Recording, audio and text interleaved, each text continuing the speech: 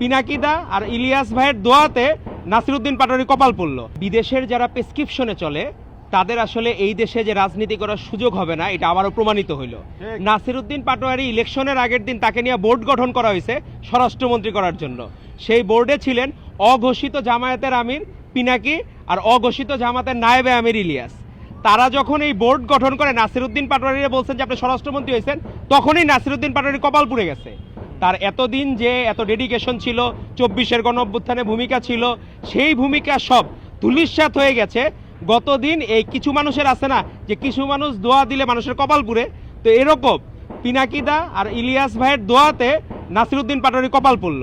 একটা ছোট ভাই, সে নিজেই স্বঘোষিত বেয়াদব, তার অঙ্কুরে বিনষ্ট হয়ে গেল তার ক্যারিয়ার।